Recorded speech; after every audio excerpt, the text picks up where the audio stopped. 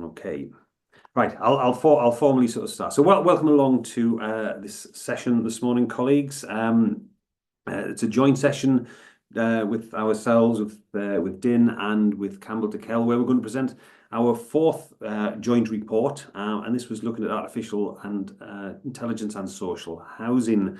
Where are some of the use cases? Where is it at? I hope you've all enjoyed reading the report. I think it was probably the most downloaded report that we've done so far. And judging by the number of delegates who registered for the session this morning, probably the one of most interest as well. We just posted some guidelines up for you there, colleagues, so just make yourself familiar with them.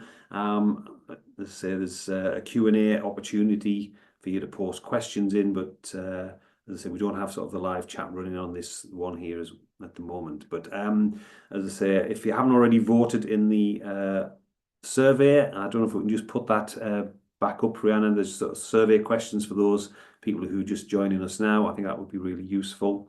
So why did we undertake this report? I think starting last year when artificial intelligence really came to the fore, it's been around a long time before that, but with ChatGPT coming through and OpenAI, there was a lot of interest in what it could do, what it might not do. Lots of sort of fear that came with that as well. You know, this is Skynet made real. What we wanted to try and do was just start to understand, right, where is this technology? And that's what it is. It's a technology that can be used across different aspects of the housing organisation. Where is it likely to sort of make the most impact? What are the risks and issues you need to be aware of when you're looking to implement AI, and where is it actually going to benefit the tenants and residents? Because ultimately, that's what you're here to actually do. So we want to take a deep dive into that. We're going to look at some of the areas, and we've got some of the contributing authors who did various different chapters within the publication as well, sort of give you a little bit of a deeper dive into their thoughts around this, and then we'll have a little panel discussion, and obviously you've got the opportunity to ask some questions. In fact, we've had lots of questions that have already come through from this. So I think if you've all had an opportunity to put your vote in on the poll, I think we can probably look to move on, and I'm going to invite Kerry from Campbell to Kell, who's normally sort of do a summary of the report, just to sort of give you some of the key highlights and the areas to sort of focus on. And Kerry's very kindly agreed to run this bit. So Kerry, do you want to sort of take over and start us off? Yeah, fantastic. Thanks, Ian. So I'm Kerry Victory Rowe, Director at Campbell to Kell. And unlike the speakers we have, I don't have any particular expertise in artificial intelligence. So I read this report with huge interest, partly because it helps inform lots of the work that I do across the sector, because of course I hear about the developments that are happening in terms of AI. I talk with boards and executive teams about it. But there were a number of things I found really, really striking in the report, and I'm going to focus on those, some of the highlights. But before I do that, if we can move on to the next slide, please. I just wanted to thank and acknowledge all our contributors to it, because there's a really diverse range of perspectives in the report. So those of you who've read it already and those of you who have yet to have that pleasure to come will see that there are all sorts of different viewpoints expressed, and practical considerations and strategic theoretical considerations. So it felt like a really rounded publication, and we're really grateful to everybody who gave their time and effort to contribute to it. If we move on, what I'm going to do is, as I say, give you some highlights, and I thought I'd structure those in terms of the what, the why, and the how, because those are the things that the report particularly made me think about. And in terms of the what, I was very struck by the fact that the tone in most of the articles in the publication is very much about AI as an enabler, as something that will help us do more and better, rather than as a threat, although there are, of course, some substantial caveats around that in terms of the care that we need to take, and I'll come on to that in a second. The concept of co-piloting I thought was particularly interesting, a helpful shorthand to help us think about how AI can help to empower people to do their jobs better rather than the fear that AI will replace people. It's about how can we make our someone delivering customer service do a better job because of the role that AI plays. How can we empower engineers going out to carry out repairs, and so on. And so the thrust in some of the articles was certainly about, and I've got a quote here from Etan Basile, was about enhancing human interaction rather than replacing connection. And the range of potential applications just in the articles in this publication, I think, is considerable. So there's an article by Joanna Sedley-Burke, which talks about the detection and diagnosis of damp and mould issues. John Cocker and Rob Fletcher from Platform Housing Group talk around how they're using AI to reach silent customers, so the people that organisations don't tend to hear from. Julia Mixter talks about using AI to condense and interpret information, which I found really powerful because I really recognise that sense of being overwhelmed by the volume of information that comes in front of us in the course of our jobs, and the power of being able to use information technology to actually, in artificial intelligence, to help us condense and interpret that data. I think felt like it has huge potential. And then Etan, who I've quoted on the slide, talked about using AI to triage and diagnose in housing repairs services. So those are just some examples, aren't they? The ways that we already know the sector is using AI, and thinking about some of the future potential. In terms of why, if we go on to the next slide, well, firstly, and I think this point's already been made by Ian in his introduction, and I've implied it too, it is here already. AI is being used in ways that interact, that affect our lives every day. And certainly we're seeing examples of social housing providers using it. We know that much more is coming. Arguably, we have to embrace it. I think that the question is how we choose to do that.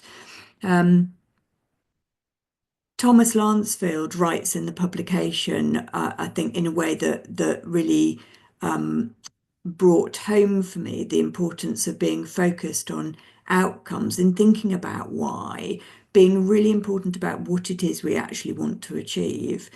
And the why of that. So that's a really important part, isn't it, of strategy? We had that poll question for you about have you got a strategy yet? That question about what is it we really think needs to change and how can we use AI to do that? So not AI for the sake of it, but AI to really help us improve what we do, how we do it, the speed at which we do it, the effectiveness with which we achieve our purpose as organisations. And then one of the things that I think had the biggest impact for me in the report was realizing that, of course, AI can do things that we can't. And that is a really big part of the why. So not just about how we do the things we already do better, but what can it do that we can't do? And I spend a lot of my working life with organisations helping them to learn lessons from things that have already happened so that we can prevent them happening again into the future.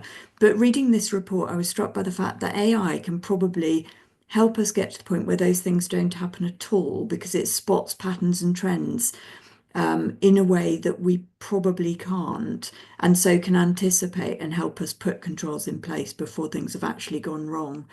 And for me, that was probably some of the most exciting potential that I read into the report. And then if we go on to the last slide, the how.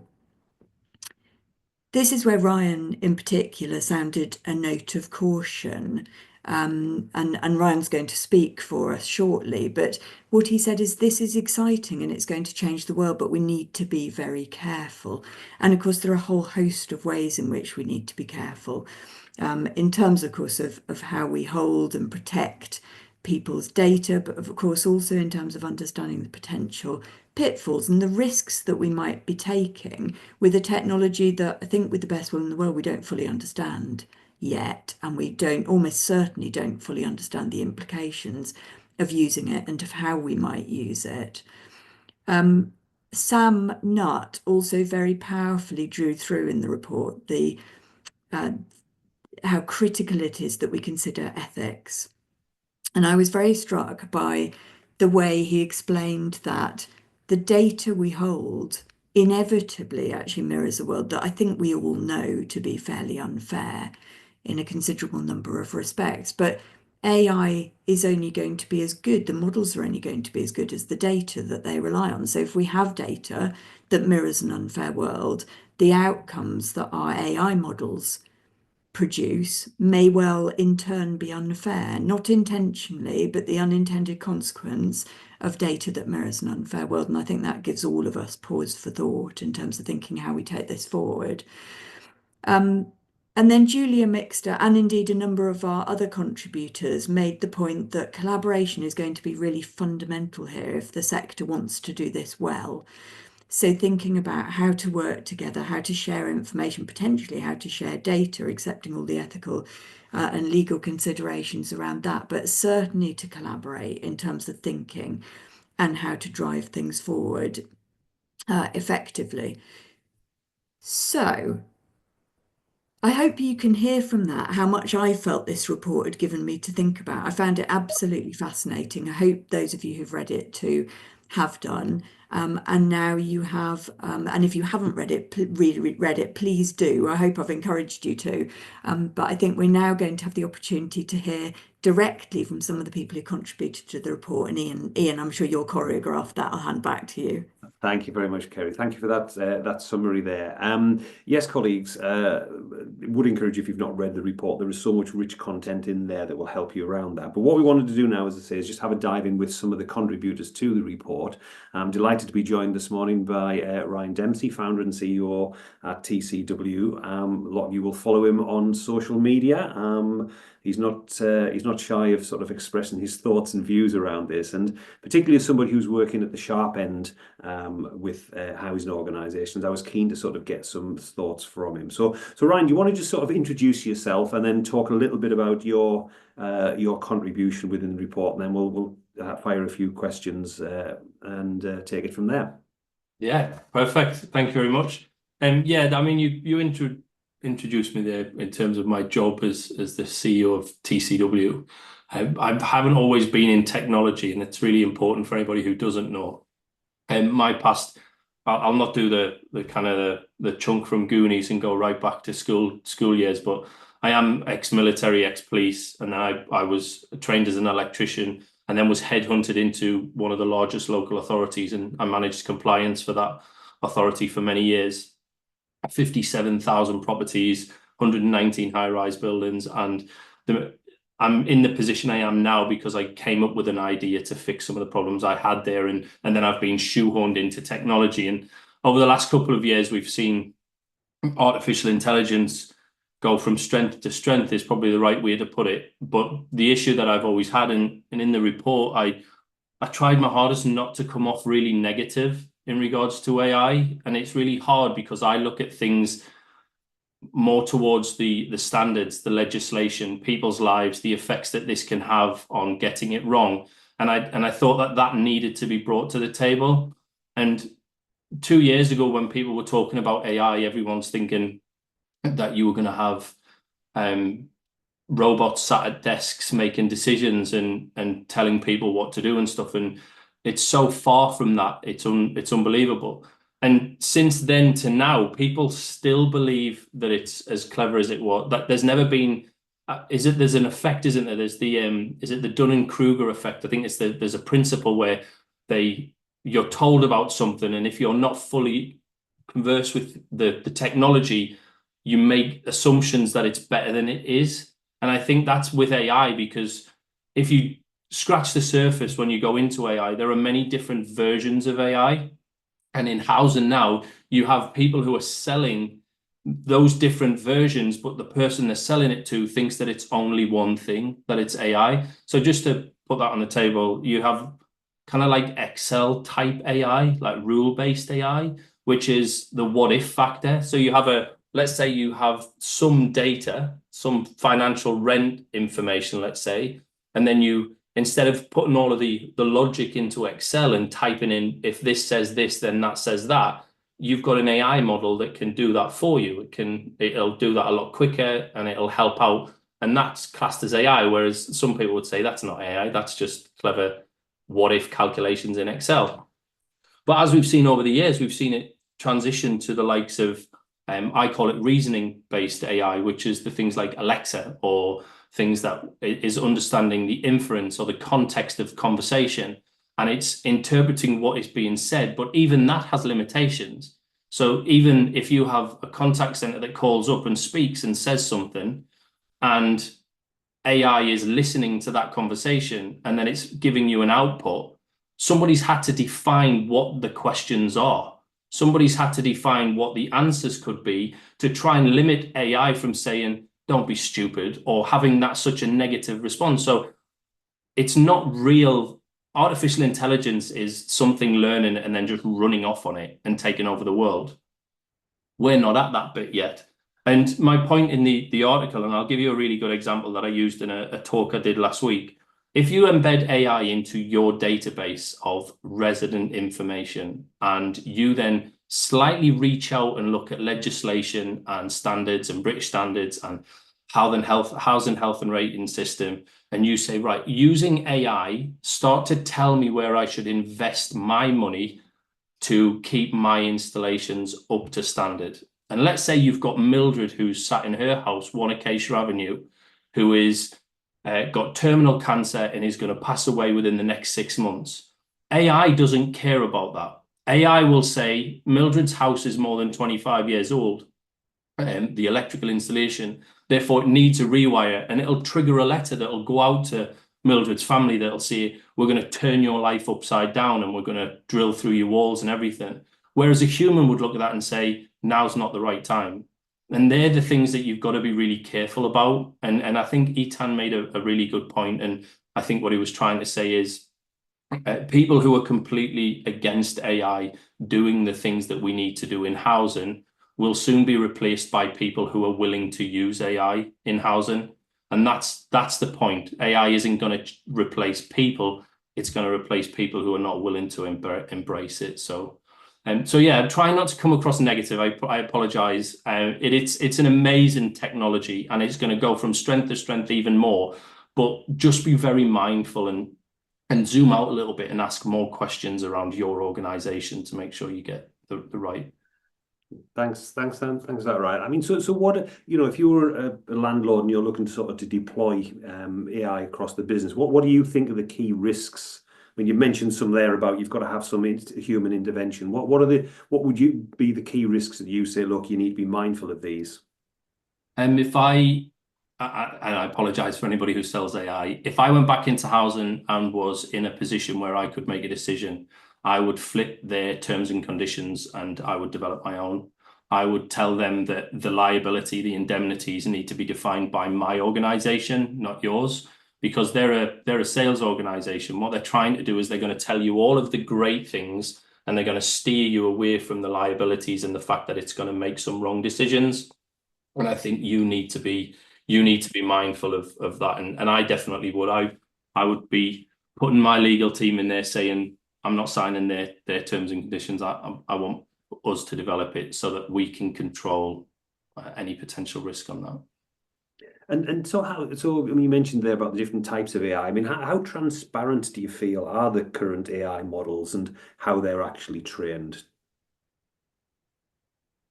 Again, when you talk about transparency, there's a lot of brands out there that are using something called AGI, and they're all saying, "Oh, we've got AGI technology," and then somebody who's not competent in that area will go to the internet and they will type in AGI, and they'll get told about all this general intelligence, that this kind of godlike type intelligence. But that doesn't exist yet anywhere in the world. No one has that. And the reason why somebody's created this AGI and now call it artificial generative intelligence is potentially to give people that false hope that it's something bigger than it is. Doesn't take away from the fact that it's amazing and that it's really good. But if you can ask certain questions of it, you can as an organization, I would always say take small steps and say, right, we're going to embed it into this process. So let's say a human has to do 90% of a process, and technology does 10%. Let's see if we can reduce the human element to 50% and see if we can embed the technology into the other. But always just try and ask the right questions. Who's owns the data? Are you using any data outside of our organization? Is the data that you're making the decisions on ring-fenced simply within our housing management system? Or are you then bolting on language models that have kind of loopholes into the World Wide Web? Because that's where your breaches are going to come in. That's where the decisions are going to be wrong in terms of technology or AI. So yeah, it's not going to be easy, but there are the right questions you can ask. And so when those things do go wrong, say there's sort of data breaches or security incidents, how do sort of landlords sort of look to manage those and work with them?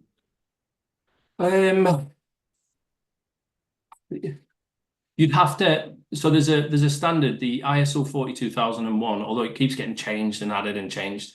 It's the only international standard for artificial intelligence, or the implementation of artificial intelligence. And there are sections in there. So you should have, in your organization, you should have a policy that defines. It's funny that that's the question you asked at the beginning. You should have a policy that in place that says, these are the standards: data protection, GDPR, ISO 27000, I guess is another one, 42001. These are the standards that we want to embed in our organization at the forefront of implementing AI.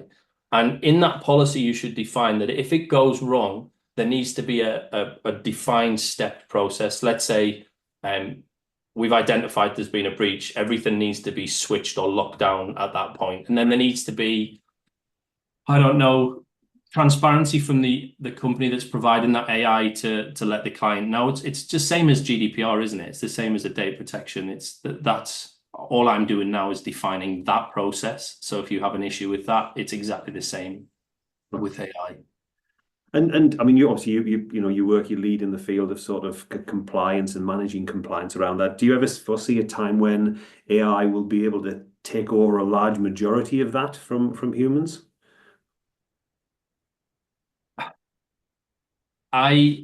It's going to get better, but I'm going to say no to that. I'm going to say that AI is never going to replace them, especially not in social housing. What we do in social housing is we provide properties to people who need it the most, and there's a very big human element to that.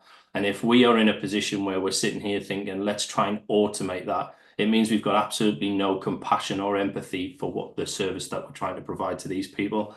What we need to be doing is we need to be really thinking about why we do this job and make the decisions based on our personal, as opposed to a piece of technology. So no, the answers to that is no.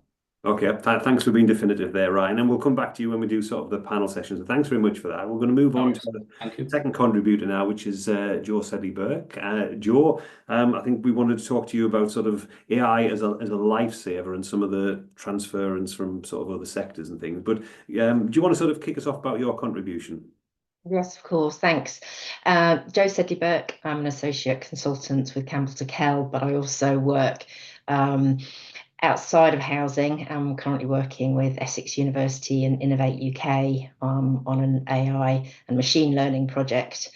The difference between the two, I'll touch on it in a minute, but just picking up what was said just then. And I think that we have to recognise that we in social housing have a conscious bias, and that doesn't necessarily sit well with AI machine learning, who is kind of definitely trying to take a straight line through it all. So we consciously decide to offer different services to different people.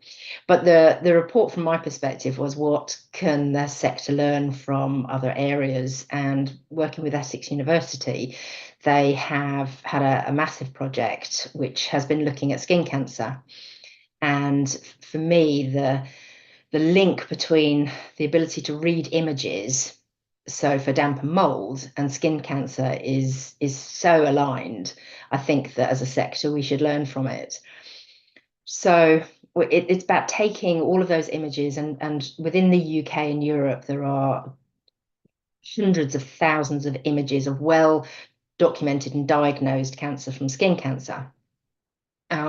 So that if you take a picture, this is what the new system does, you take a picture of some area of skin, we'll go away, look at all the images, find similar images, and it might be a bit of one or a bit of another, and come back with a diagnosis. And there are predominantly 4 types of skin cancer, and the diagnosis rate now on 3 of the 4 is higher through the machine learning model than it is with human diagnosis.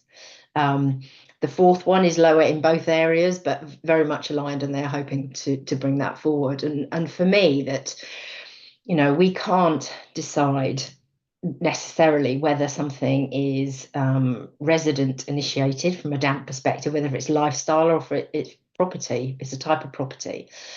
But we do have the data around the property, how it was built, the materials, the resident that's in there, and potentially their lifestyle.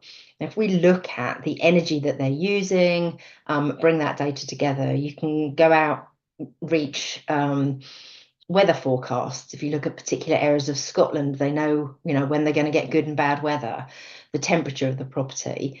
But we can also look at images of damp and mold, so that we can get a much quicker response rather than try this first, then try that, and then we'll come out, we'll do an inspection. You know, it is a massive issue for the sector, but it would only be able to be resolved if we work together and shared that data. We're not going to have enough, each organisation on their own. So for me, it's about how do we work together. And what do you think that would look like then, Joe? Because I mean, the sector is very good at sharing information around that. Perhaps less good at sort of collaborating around these sort of things. But what do you think organisations would need to do to get to that level of cooperation? I think that I question the sharing. We do a lot of work together, but I don't think we actually share. So the first piece is coming up with you know, terms of reference around data sharing. I, you know, just talked a minute ago about policies, strategies, and having your own terms and conditions. There are some organisations that are way ahead of the curve in relation to what they're doing, and others who've not even touched it when it comes to AI and machine learning. So it is about having interested parties come together and having some form of, you know, practically some kind of repository with properly diagnosed damp and mold. And do you think that should be done through sort of an independent organisation, or do it through their IT suppliers, or, you know, how do you think that could work practically to share these images and this data? In my ideal world, it would be an independent, not-for-profit organisation that is brought together, part funded by some other housing organisations or even some of the software providers, because this environment will need to interact with every other system. And so if you have 1 or 2 providers doing it, you know, access to other systems is not going to be straightforward. So yeah, that's what I would have in an ideal world. In an ideal world, thanks, Joe. I mean, Yeah. so practically then, from your experience, how do you think AI is going to change the way landlords work then? I think somebody asked me this the other day, if I could give them and I don't know that our audience, just how technical they are, if I could give them a plain English definition of what the change would look like. And I reminded them what we did before email, which was we wrote memos, we typed, we had dictaphones and secretaries, and we could never see a world without them in it. It didn't take long for email to take over. We weren't printing out and sending stuff around in little orange envelopes, getting picked up and posted. It will be so different that we can't understand it at the moment. But I think as a starting point, organisations, we talked about policies and procedures, have got to be clear for their staff, but not be scared of it, because there are some huge benefits in relation to, now, I'm tempted to kind of put our report, your report, through some kind of AI to see what it comes up with as a summary. But board reports, they are a nightmare. And I quite often sit for hours, and I've you know, recently decided to do that myself, to review just how much I can summarize it. But there are so many areas: report writing, training. You know, there's a great German company that's introduced some virtual reality for training, so that you're in a virtual world and you're engaging with people and doing that training, and people are learning. So I think everything we do will be touched. Yeah, I think I might have a version of that. I think we did use Notebook LM to actually do a podcast of the report. So I'll see if I can Right, find yeah. that. No, I'll post that in the Q&A piece there as Yeah, well. that would be good. I think I listened to it, actually. Yeah. So I mean, it does sort of bring it to life in a different way that the written words don't. I mean, Yeah. from a leadership perspective, then, Joe, what do execs need to be doing to, I suppose, set out for the rest of the organisation their view around the use of AI? So I think it's a very good question. Absolutely, everybody should be doing it, and I can't wait to see those statistics. But we've got two fields, and I feel the virtual bit of me being here, not in, my hands are going like this. So we're having a strategic policy procedure side, and then I think there's the ethics piece, and putting together a team of people who are involved, who want to look at and challenge the way that it might be used. So there's that two-piece thing going on here. Let's get it right. Let's understand it, but actually, let's put together a pilot. Let's have some ideas. Let's test it out within the organisation in a safe environment, and encourage staff to get involved without, risk causing any damage. But that would be my starting point. Dip your Okay, toe in the water. thanks for that, Joe. We'll hear more from you when we pull the panel session together. And I'm going to invite our next speaker, Tom Lansfield, who's the housing lead at Salesforce and kindly supported the production of this report. A lot of people will know you, Tom, but do you want to sort of just introduce yourself and your part of the report, which I think was focusing on the customer experience? Hopefully everyone can hear me okay. And see you. Yes, brilliant. So yeah, I think the first thing I probably want to do is, I suppose, make the case for AI. So I think obviously I agree with a lot of what's been said by Ryan, by Joe, and by Kerry. AI isn't one big homogenous thing. The different types of AI have already been talked about. We've been using AI in our own lives and as organizations for a long time now, but in different forms. So whether that be automation, as basic as a case moving on a stage automatically within a system, or starting to look at things like machine learning. So I think this is again where risks start to come in, where you start to look at some much larger data sets and you start making decisions based on that. But actually these machine learning again have specific functions for different use cases. Example being in Salesforce, when you use our search, that's using machine learning to bring back the results that are most relevant to you as a person based on what you've searched before. And then there's generative AI as well. So I think it's really important to make those distinctions. And obviously generative AI is anything from being able to generate images and using large data models for that, through to large language models. But in terms of the case for AI, I think it's really important to just point out that through our sort of state of service report that we do every year, and that's not just specifically within housing, this is a Salesforce report across all of our customers globally, so over 260,000 customers. We found that customer service agents are only spending 40% of their time with customers. And so 60% of their time is doing admin, is doing other tasks that aren't focused on delivering frontline service. And when I speak to housing organizations, I know how important it is that their customer service agents, housing officers, are able to be in communities, understanding those communities and dealing with complexity. And that's the other point that the state of service report showed, which I think is really interesting again, because I don't think there's a housing provider that would say things have got easier over the last 10 years. What our state of service report showed across all different industries is that complexity is rising as well. And so with those two things, and we look at things like the budget that came out a couple of weeks ago, where effectively housing is obviously getting more focused, but things like social services are still going to be severely underfunded. That's only going to continue to push demand up on the housing sector. So how do you start to bring in that sort of, how do you make sure that you're able to continue to deliver good customer service, continue to meet rising expectations of customers, whilst at the same time having an increase of demand as well? So in terms of sort of, landlords wanting to dip the toe in the water of AI, as I say, there are lots of landlords across the UK. I mean, what would be your advice to them around it? Just dive in, give it a go, have a bit play about, or be cautious? I think I definitely agree with all the points raised. Have a policy, think about how you're going to use it, be careful and really think about, where is my data going? How are we going to make sure that we don't bring bias into it? And there's lots of organizations out there that can sort of help with setting that scene and making sure that you're using it in the right way.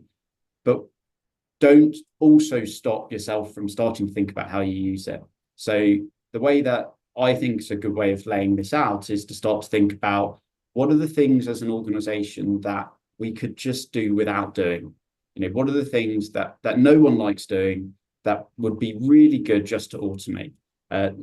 As sort of an example I give is maybe, every time a customer needs a new key, it's quite a big effort to sort of get a new key sent and send that out to a customer and field that request, and quite a lot of effort and time. And if you could just automate that process, that potentially could be easier. Maybe you want to put some checks and balances in place as well, but that's just one example. And then another example would be where can we augment our human potential?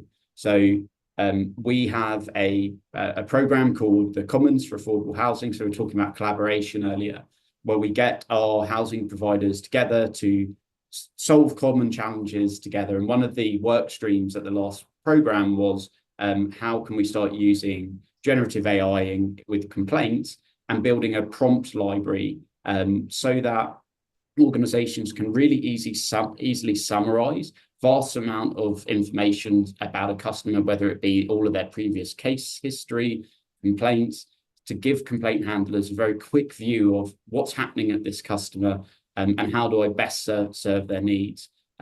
So that's just an example of augment, and then obviously there's automate. I think where there's some really interesting things, we recently launched something called Agent Force, which effectively using the generative capability. So we've all done sort of summarization. We've all used ChatGPT, Gemini. If you go on Google now, you get your summarized information, which is great. What Agent Force does and agents do generally is go a step beyond that and take action. So that example of the key fob, actually allowing an virtual agent to go off and order the key fob. Or a great example from healthcare, and I think you could equate this to housing quite easily, is the amount of organization, you have a surgery in healthcare, and you might not see your surgeon for 2 months, 3 months. But in between that period, you might have a few things that you just would really like to speak to someone about. So what agents can do is reach out via any channel to sort of say, hey, how are you? How are you feeling after the operation? And have a natural language conversation, and then flag anything that might be of risk back to the surgeon, but also maybe reassure that patient if there's a problem. And again, this is where sort of it's really important to understand the approach organizations take to this. So Salesforce thinks about agents in sort of having five sort of key features. So one is, what role will they perform? Are they a complaint handler? Are they a key fob handler? And this is going back to that use case and understanding the outcomes that you want. Do you have trusted data? So I always think a great example of this is, if an organization's got really good policy documents, why not let an artificial intelligence answer some of the basic FAQs that you may get as an organization? What actions do you want it to take? Now, that's where it can get a bit harder, because to Joe's point, you've got to think about how you're tying up all your different processes and your different systems. And then what guardrails, and I think it's really important, what guardrails what do you not want the AI to do? And then what channels do you want that AI to sort of interact with? So it's really important that you sort of consider all of those things. Really important that there's the security, data quality is there, but also recognize that you can do this on a small scale in sandbox environments, test, learn, because this technology is not going away, as has already been said. And I suppose, how long do you think before somebody uses artificial intelligence to build their own housing management system then? I think that's a long way off. So and potentially maybe something that you wouldn't want to happen. And the reason is, if you think about that, if you had artificial intelligence build your whole system for you, effectively, how do you maintain that? The only way to maintain it would probably be for, unless there's absolute transparency on how it was built, was for AI to maintain it for you.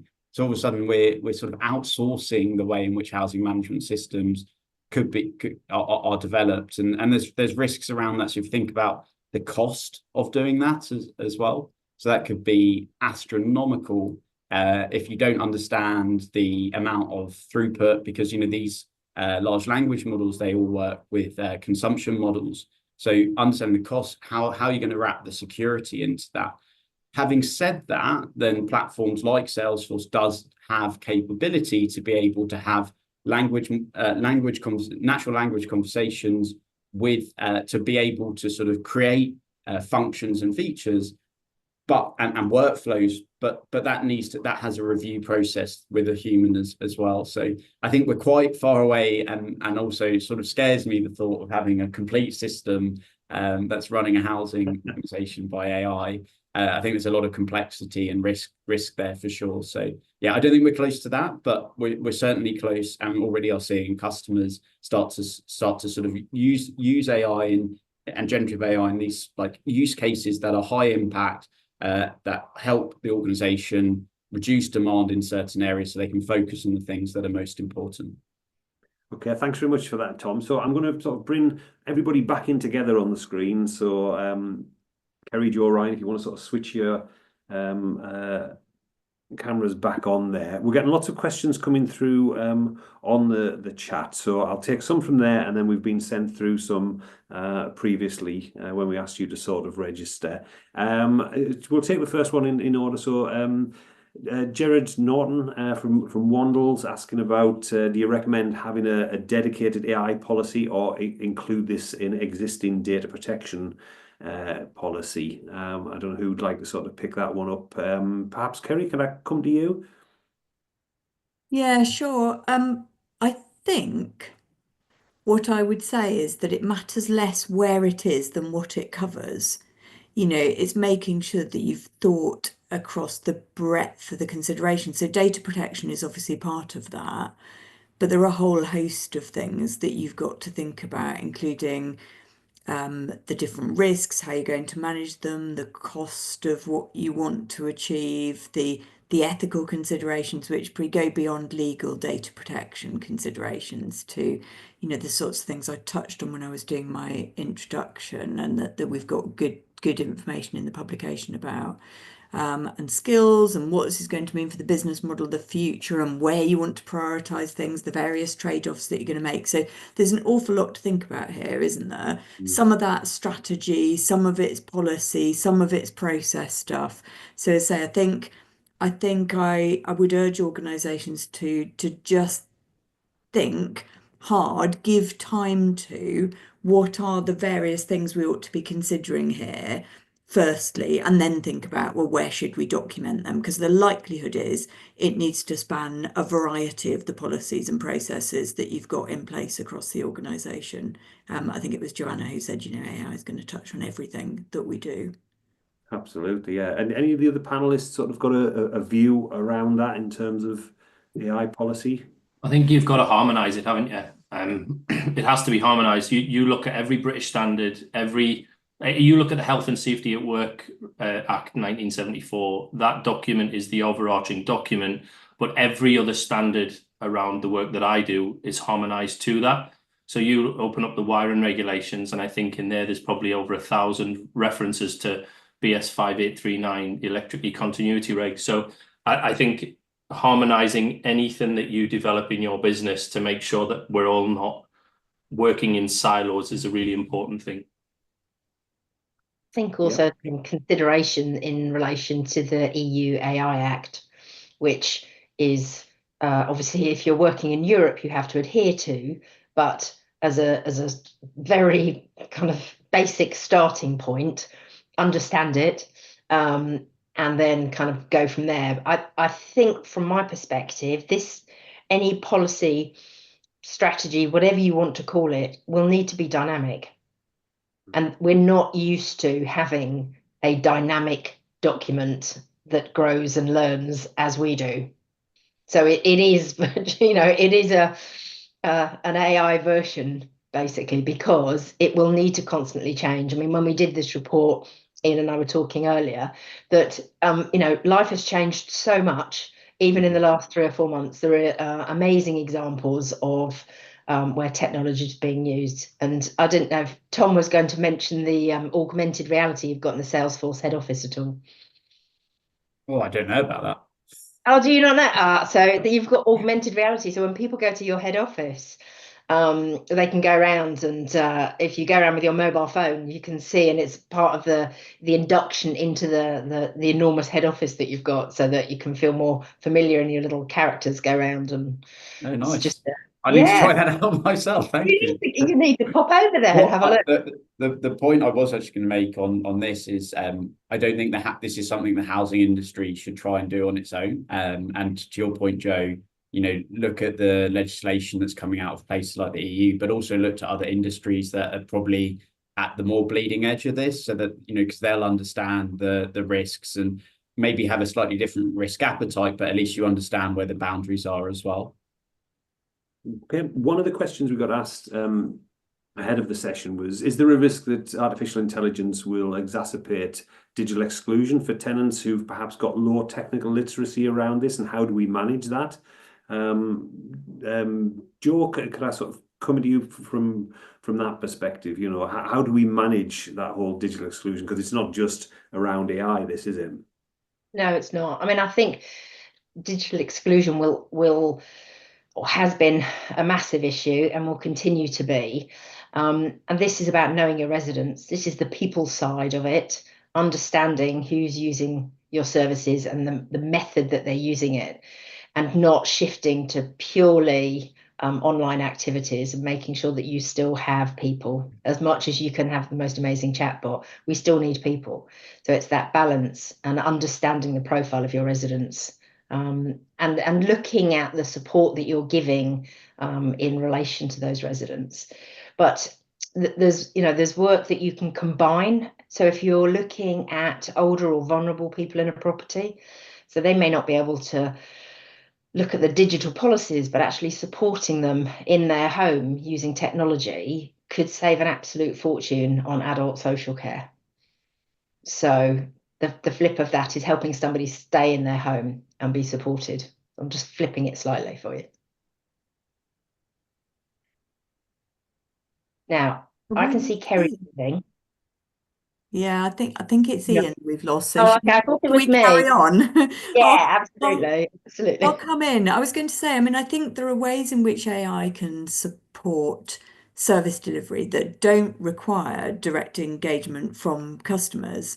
So, some of the things like sensors in homes that will interpret data and potentially order repairs and things like that actually, shouldn't digitally exclude anybody. But also, one of the things I guess AI has got the potential to do is to free up human time and interaction to be spent where it's needed most. So with people who are digitally excluded, need human contact, need human interaction. I think we're some way off being able to use it in a sophisticated enough way to be confident that that really is what's happening. But it's certainly got some of that potential, hasn't it? I don't know if you'd agree with that. I'd probably just add to that. Sometimes we see digital inclusion is super important, and I completely agree that technology should be about making people's lives easier and pushing people to more high impact, more high value human interaction. But sometimes I see in the sector that this can be used as an argument not to do more digital. And if you think of the inverse of this, if you're someone who's deaf, who can't call the contact center, actually using a digital service might be easier as well. So it's about choice at the end of the day, and understanding that sometimes people are going to have an easier, better experience digitally. sometimes you're going to need to be in person and have that conversation over the phone as well. And it's probably being clear on what those different scenarios are as well. Okay, thanks for that. I think one of the areas I'd like to sort of pick up is around the current state of the sector. We've all seen the recent, if you're in England, the tenant satisfaction measures, the results of that. Customer scores are going down. I just wondered what your views were around the potential for artificial intelligence to sort of get us back on the right track and improve the sort of tenant and resident experience around that. And so I don't know. I mean, Tom, I'll come to you first around this. I mean, you're working with a lot of housing providers at this moment in time. How do you see AI being able to improve the customer experience? Yeah, I mean, I think to sort of all the points I've said before, one is really sort of helping the employees themselves be able to get to answers quicker and get data that's relevant to them at the right point in time, so that they can serve the customer in the best way. So, you know, often that the housing providers talk about, you know, up the garden path, you know, being able to get that view in a very sort of streamlined way of what's going on with this customer, what are the things that I need to be aware of, so that you can have a better and more informed conversation, is going to help you deliver a better customer experience. But the other thing that's interesting that we're seeing with customers across other sectors now is that with some of the sort of, again, more low-hanging fruit, and talk about things like FAQs, is that actually what AI enables you to do is deliver potentially a more consistent experience to residents as well. And again, sort of freeing up that time for you to deal with the more complex interactions that you're going to have as a housing provider. Okay, thanks. Ryan, do you have a view on this in terms of improving the customer experience? So, yeah, I do. And my view is it's nothing really to do with technology, the customer experience. And I kind of chuckling to myself just then when I'm thinking, when I worked for Leeds, we had every month I had a resident committee meeting, and we had probably 30 to 40 residents would come in the room, and I'm thinking we're all talking about bringing AI to transform people's lives, and all I've got in my head is if I asked one of those residents to connect the PowerPoint to the computer, you'd sit back in the meeting, wouldn't go ahead, because how many times at Christmas do we have an elderly relative who turns to you and hands you a phone and says, show me how to look at the picture or how to do this? And then we're talking about give them technology where they can clap their hands and their curtains shut. I think what we need to do is we need to start considering where we're investing and how we're investing as a sector. So asset life cycle, at the moment, we're very reactive to dates. So we've got a boiler in that property and we've been told it'll last 15 years, and 15 years later we go in and we change it, and then all of a sudden the government starts saying we need to get rid of boilers, we need to reduce our carbon footprint, we need to put solar panels in, we need to do all of this. So the sector just turns to do, because everybody wants to follow what everybody else is doing, and they start diverting all of their budgets and their resource to do things that, dear tenant, I'm just going to fill your cavities in your property with insulation to try and bring down your bills.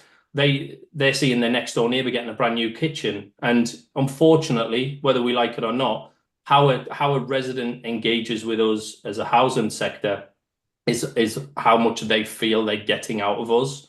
And with technology, they're only going to feel it if we find a way to improve on our budget management, so that we're investing in the properties they live in, because this is their home, so that they feel the benefit of that. Whereas I don't know, I'm not entirely sure that question's aimed at AI or any technology, and more the service we offer to the people we offer it to. No, it's a valid point. But I suppose as a landlord, you've got two different potentially competing issues there. You've got to balance the maintenance of your assets with what the customer's expectations actually are there. All right, okay. Well, I mean, let's sort of take another question that sort of came through. I think I'm interested in the whole ethics piece, and Nikki Passmore has asked this question as well about if we are to collaborate.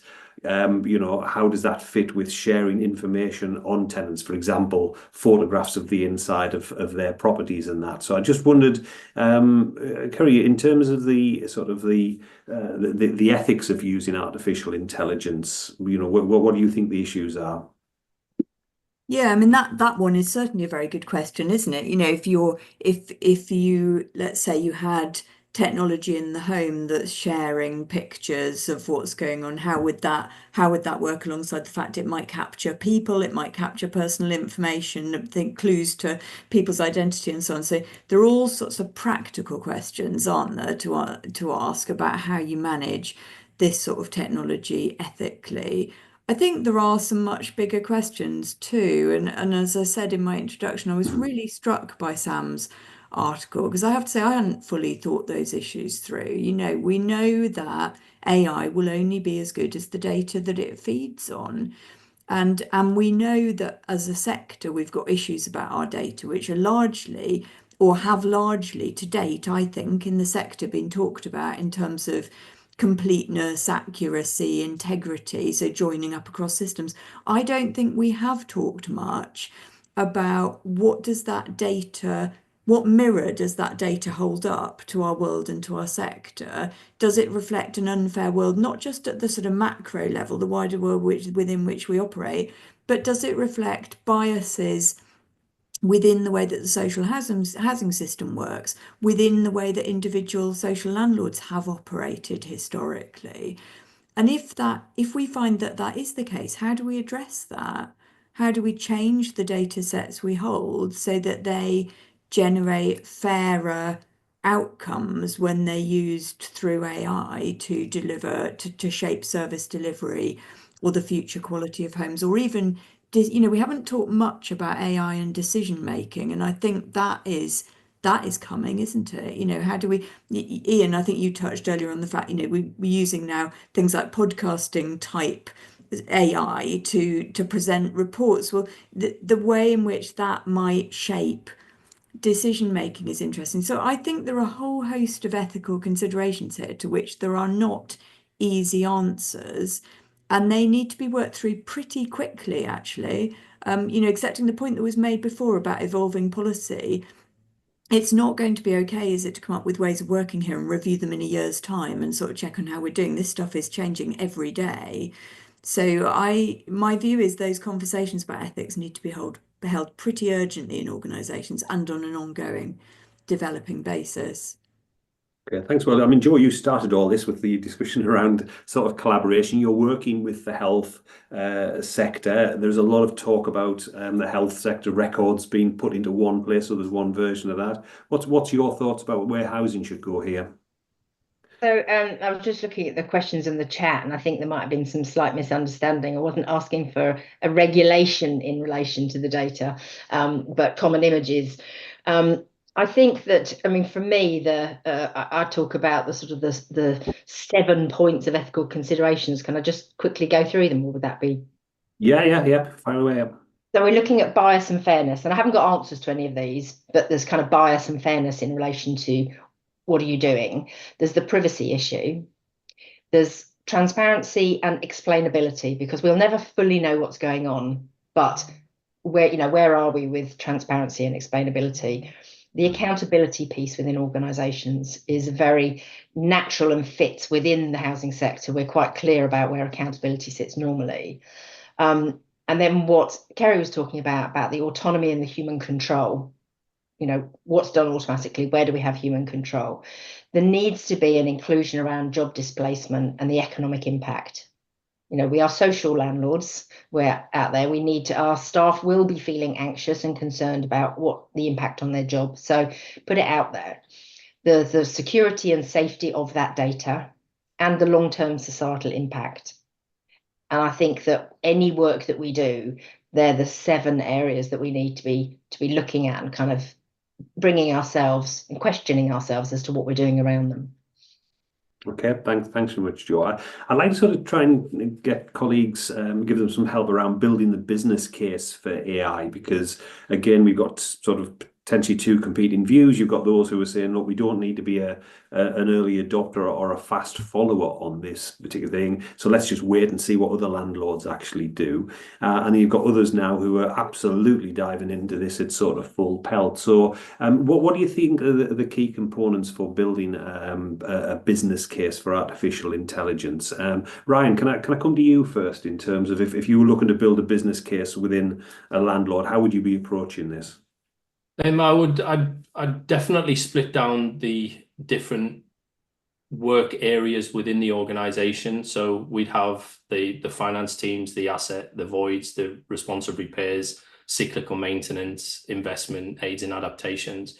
And I would look within their workflows on a weekly basis, a day-to-day kind of activities, and I would try and pinpoint some areas where I believe that this could impact the service that we offer.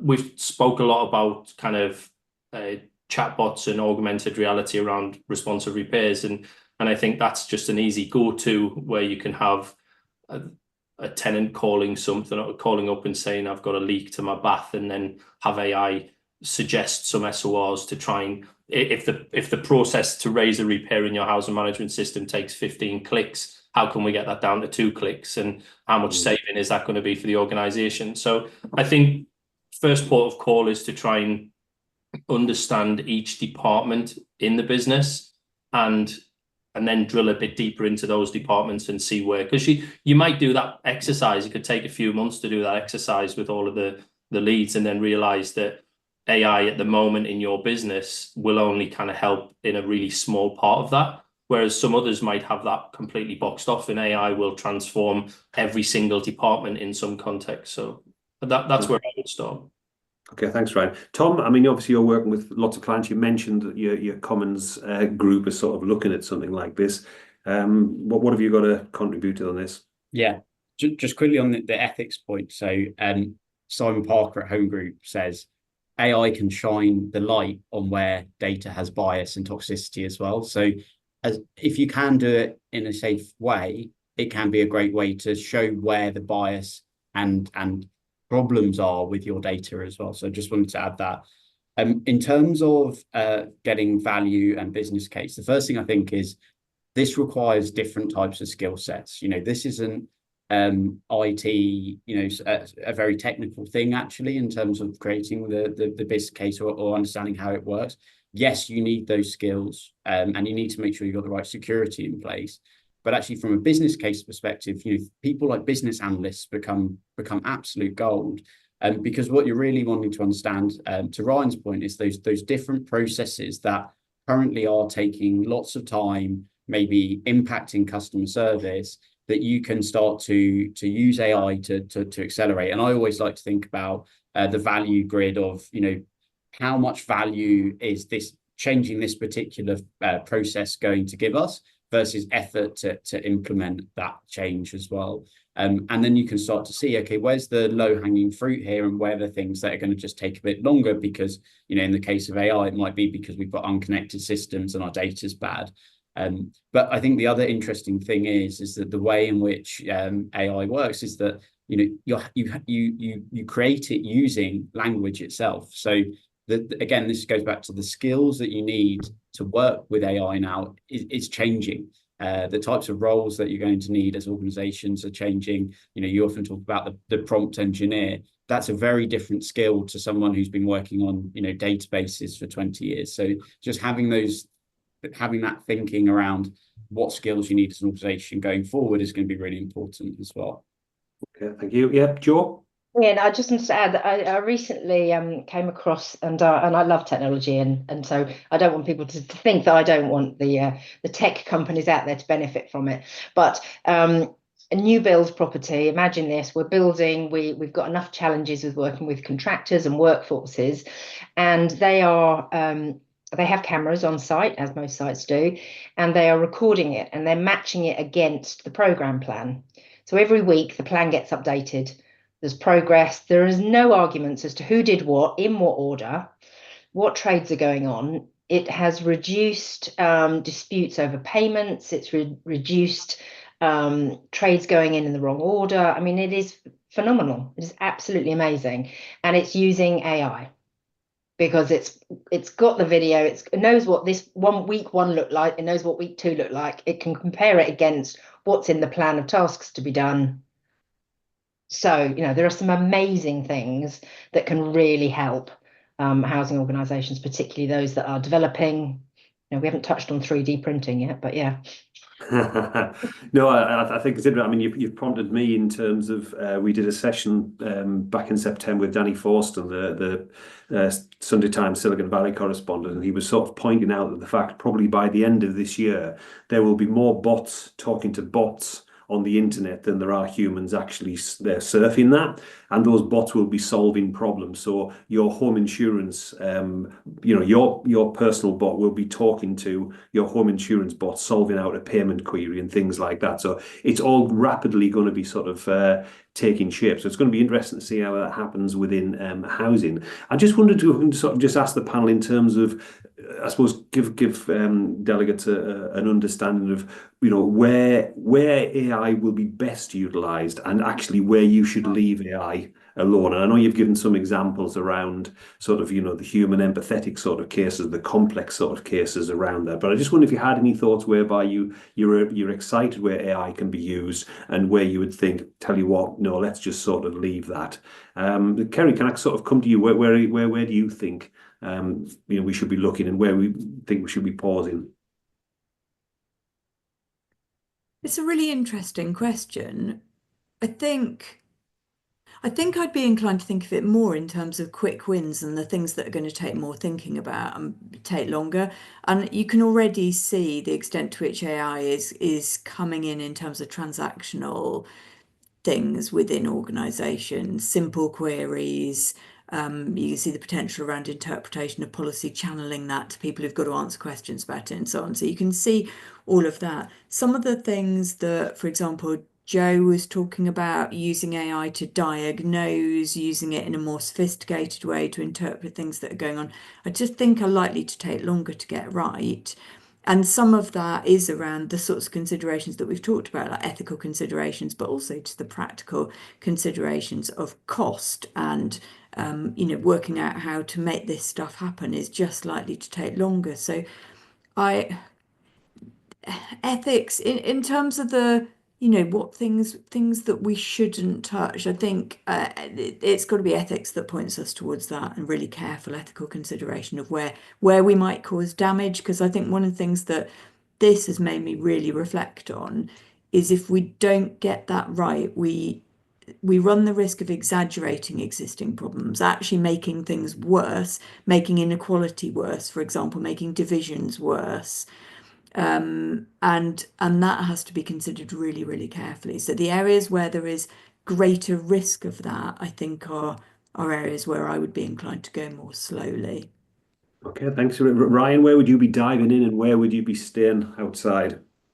So in terms of with AI, where I would dive in, apologies that this might be kind of really technical. I'll try and not make it very technical, but is AI today, if you've got an asset management system that has general information around an asset, the performance of that asset, and what accessories are in that asset, it would take a human to go in and run a report to try and understand where we're going to invest in that asset to bring everybody to a point in time to say, right now we move forward.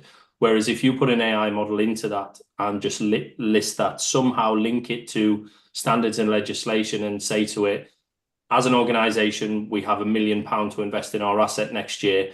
Based on this information, where should I invest to get the best return for our residents? And AI will do that in a heartbeat for you. Don't make it do the work, but get it to understand. It'll put a lot of clarity around your assets and definitely help. Where we shouldn't put it is very simple. We shouldn't put it where there isn't a possibility where somebody's life could be impacted by the decisions it's making. And I know that's quite a generic kind of all-round conversation because it could probably impact everybody at every sec. But what I mean is where it directly impacts. So if you were to change all your processes to fully automate them to then notify and speak with residents, I wouldn't do that because it's not going to say the right things all the time, and you're going to get a lot of either disrepairs or a lot more complaints because people don't like to talk to computers. People like to talk to people. So, okay. Tom? Yeah, I mean, I think I'd agree with all the points that have been raised. I think, I would think of it like where do we want humans to have, where do humans have the most potential? Where do deploying our human capital is going to have the biggest impact for the organization? And then, as Kerry said, treading slowly in the areas that need to have more ethical considerations as well. So this is, as I sort of said at the start, it's not one big homogenous thing that you do, and all of a sudden everything's automated. It is really about working out the key things that are important for you, that you can do safely, you can test, that have transparency, and that you can start to get benefit from, and make sure that you're getting your people into the places they need to be. And where would you leave it then for this moment in time? I think to Ryan's point, you've got people like, you've got vulnerable customers, you've got, sort of changing rent balances and those sorts of things. Like, do you really want to go there? It's probably anywhere where there's sort of major impact on a big population group as well. I think it could be risky. I wouldn't necessarily though say to leave it. I would just say assess the risk, and it might be something that you push further down the line to look at.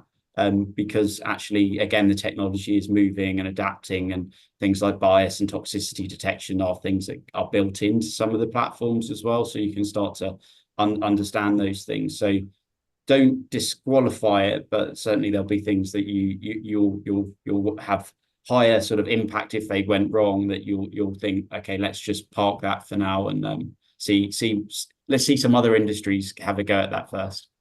Okay, yeah, Joe. I think probably I would use it to start sorting out and analysing my data. We've talked about our data quality. There's nothing better than some decent AI and large language machine learning to actually help you get some data cleansing going. So I think that would probably be one of my first things. But also there are some organisations out there who've done it already, but create their own internal chat GPT, whatever you want to call it, which is looking at policies, procedures, documents, memos, whatever's on the system, to be able to bring back that information. Because giving staff information quickly in order to be able to respond to residents is absolutely vital. Okay. I think, like Tom, I wouldn't rule anything out. I would just be mindful as to where the human side touches it. We're talking about what the next big disaster will be within social housing. Fire, damp and mold. Personally, I think it's probably service charges. So if there's anything I could do to start working on my service charges to stop that one before it happens, I probably would. Okay, thanks so much. And finally, Kerry. Yes, I think I think as I opened by saying, I don't think I agree. I don't think there's anything I would rule out. I think it is about pace and being clear where something relatively uncomplex can be effectively done by AI, with limited ethical considerations, and understanding where there might be huge potential, but actually there's more to think about, and then making sure the time is properly taken to think about that. And actually, I think it's worth making the point that that can feel really difficult when what we're talking about is something that's moving at a huge pace.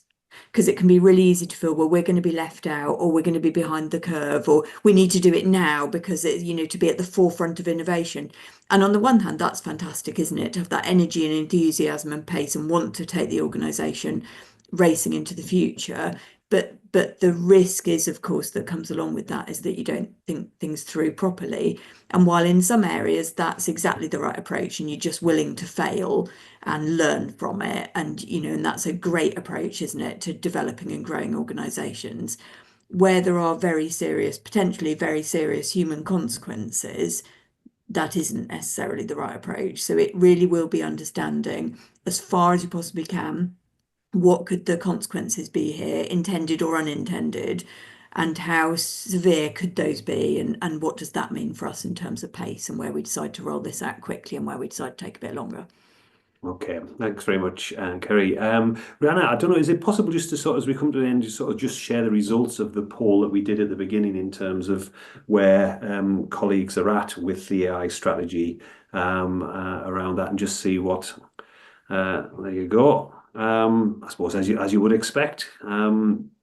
We've got 7 who've got an AI strategy, and that might be something that's worth sharing at some point, colleagues, and coming back and talking through what that AI strategy actually looks like. And we're preparing one. So there you go. You've got a bit of an insight into the sector there, a little snapshot poll for you. So it looks like I think we're coming to the end. I think we've covered most of the questions. I'll just check. I don't think there's anything else that's come through there. I think there's some great points covered in the questions that's been answered there. There's some good links for you to sort of follow up.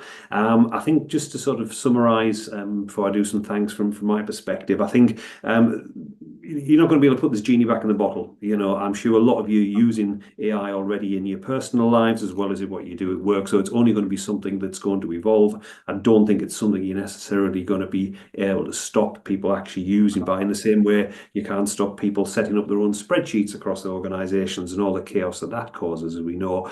I think what's been interesting, I think hopefully we'll be able to post this. As Joe mentioned earlier on, we did actually take this report. We used Notebook LM and we turned it into a sort of a conversational podcast between 2 bots talking about it. And I think they summarized it really, really well. I think I've done 50 members' corporate plans over the last sort of month around this, and it's scarily good how it sort of summarizes and pulls these together. And I think being able to sort of sessions, being able to pull in together these things and turn them into a different format can be very good for getting people to, as I say, understand things in a way that you can't through a written document as well. So it's just different ways of using it. It was interesting. I've also sort of heard a really good example where people are using AI to capture corporate memory. So documents and examples of work that have been in an organization for a long time, that when people leave, that corporate memory goes with them. They're now digitizing them and put them into audio. So the organization can use AI to say, actually, when was the last time we tried to solve this problem around this? So I think that's a sort of a good use case. One of the best examples I've come across recently, which we used last week, was just a platform called Perplexity. Perplexity AI, and that was brilliant. In 2 minutes, we literally built a digital transformation strategy for engaging with tenants, and it did it really, really well. So it just shows you, this is Joe's point about how quickly things have moved on since we produced this report. Things have already sort of moved on from there. So I just want to sort of just bring Kerry in just to finally sort of summarize for us some of the key learnings, if that's all right, Kerry. Kerry, I think you've got some sort of thoughts around this, and we'll wrap up in a couple of minutes. That's absolutely fine. Thanks, Ian. Well, I hope you've all enjoyed this as much as I have. I think it's been absolutely fascinating. Things that I've taken from it, I guess, are there's clearly no one right way of doing this. Actually, it requires thinking through by your organisation, thinking about where the opportunities lie, where the risks lie, and so on. One of the things I've particularly taken from our speakers is it shouldn't be use of AI for the sake of it, but if it means things will genuinely be improved and different. And I think Ryan made the point really powerfully that AI isn't the answer to everything in itself. It's not going to solve the problems of the world. It's going to be about how we use it, the thought we put into how we use it.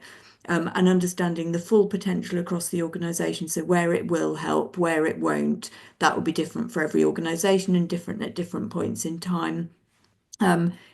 Joe very powerfully explained why collaboration matters so much and how that needs to be thought about. And Tom drew attention to the need to think about skills and the skills that are going to be needed going forward in organisations. I think we've all talked about ethics in one way or another. And I thought Joe's 7 considerations there were really helpful. as a framework for thinking about that. But overall, what I'll take away from this is the pace question. You know, the rate of change is phenomenal, isn't it? There's excitement, I think, threaded through all of the conversation that we've had, balanced with the need to be realistic and sensible about doing this. So it's going to be, I think, a challenge to keep up with the huge opportunities, but lots and lots of potential. And I think I didn't really hear anyone from the panel ruling anything out. So, you know, all bets are off in terms of what we see from AI in the future. And I would guarantee that if we come back and have this conversation again in a year's time, the world and the sort of microcosm within social housing is going to look very different from an AI perspective. So we'll look forward to seeing that. Absolutely. Thanks very much for summarising that, Kerry. Yeah, I think the phrase I would sort of use as colleagues is welcome to the slowest day of your life, which, because every day after day is just going to get faster and faster. And my challenge to you is what you're going to do to keep up with that.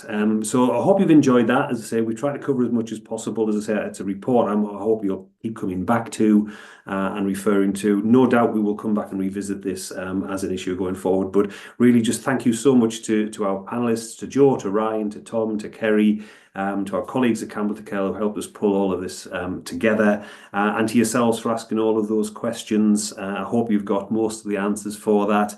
And I say, you know, I'm sure you'll connect with quite a few of the people who've actually been on here. And big thanks finally to Tom and his colleagues at Salesforce for supporting this and allowing us to invest in this research. Without his support, we wouldn't have been able to do this to the level that we have done. So thank you very much for that. So there you go, colleagues. I'm still real Ian. At some point, I'm sure you might have a virtual Ian here. But for now, thank you very much and have a great week. Okay, thank you.